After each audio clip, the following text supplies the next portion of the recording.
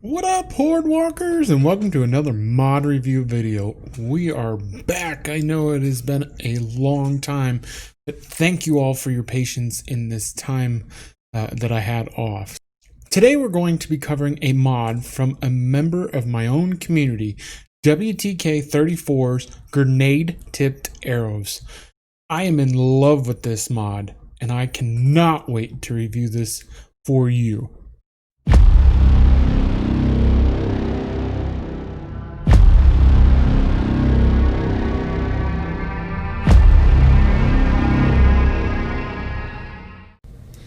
After installing properly, you should see red colored arrows. This is to easily distinguish in the inventory screen. They also appear top left of arrow wheel. So why should you use this mod? Let's see it in action. Here is a simulated horde with radiated, feral, and regular zombies. Look at how the grenade-tipped arrows easily take out the zombies. It makes quick work of them, and look at the power of the explosion.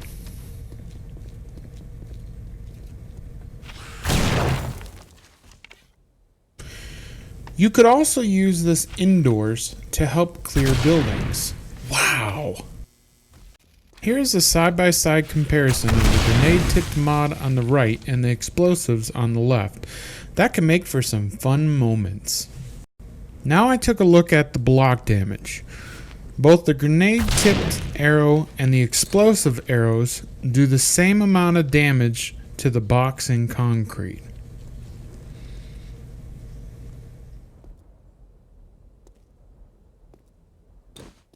If you compare this to the regular grenades and the impact grenades, those produce a larger block damage with roughly the same explosion.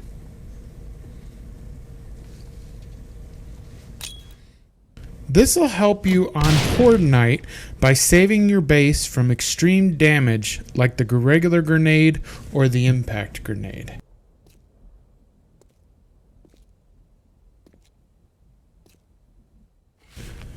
Now let's compare another simulated horde and the amount of time it took to eliminate all the enemies with both the grenade-tipped arrow mod and the explosive arrows. When you watch the timer on the grenade-tipped arrow, it only takes 47 seconds to eliminate all the enemies. That's pretty impressive for arrows that can be used in early game.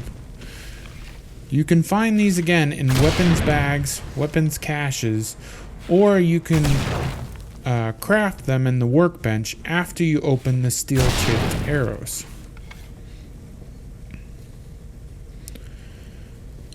Now we have another simulated horde with the same amount of enemies, including roughly the same types of enemies, and the in-game explosive arrows doesn't do as much damage against the zombies.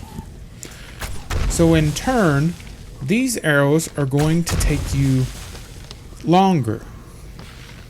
The whole simulated horde to eliminate all the enemies took about 1 minute and 43 seconds.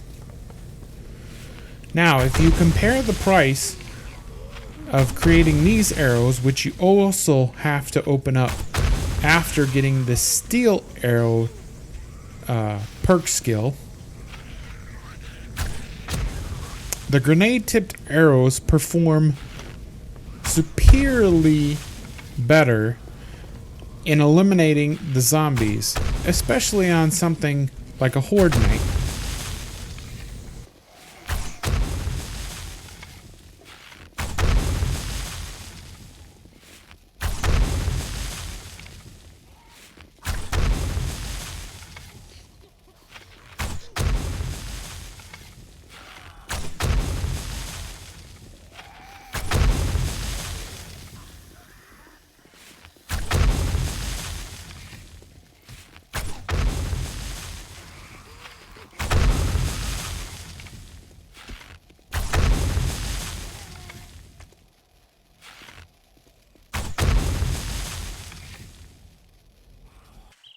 In my opinion, the grenade-tipped mod helps newer players in the early game survive more often. Again, these arrows can be found in weapons bags and caches around the map. You can also buy them from traders or craft them after opening the steel-tipped arrow skill. You have to use the workbench in order to craft them.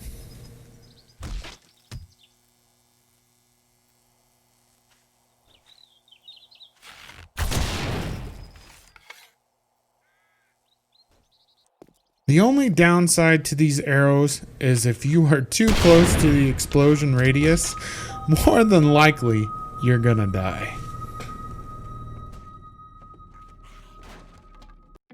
There you have it, Horde Walkers. The WTK grenade-tipped arrow mod is something that I use in my servers. I really love it. When you compare that to the explosive in-game arrows, I believe the grenade-tipped arrows are way better, and you can use them early game, so they will help you within the first 2 weeks and the first 2 Horde nights. You can find this mod at 7daystoDieMods.com, and I'll post that link down below. If you really like this video, make sure you click that button over there. And it would really mean a lot to me if you click that button over there. I also stream on Twitch every other weekend, so come be a part of the community and let's discuss more 7 Days to Die. Thank you guys for watching the video, and Horde Walkers, keep fighting that good fight.